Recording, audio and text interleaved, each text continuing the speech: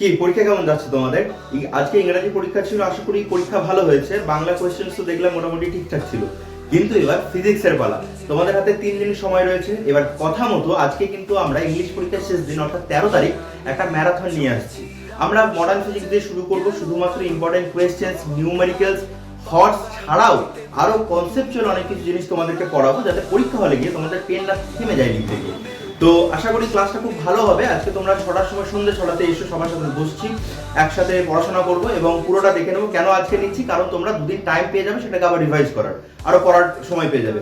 শুধুমাত্র পাস করতে চাইছি বলে না, পাস করার সাথে সাথে যারা খুব ভালো প্রিপারেশনের নিয়ম আছে তাদের জন্য এই রিভিশনটা খুব ইম্পর্টেন্ট হবে, কারণ আমরা সত্যি সত্যি ইম্পর্টেন্ট কোয়েশ্চেন্স গুলো নিয়ে ডিসকাস করবো পরীক্ষার আগে।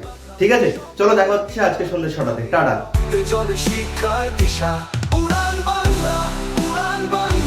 বাংলা মেরুতে তার স্বপ্নের উড়ান, উড়ান বাংলা, উড়ান বাংলা, শিক্ষার আলোয় জিতবে নতুন প্রাণ।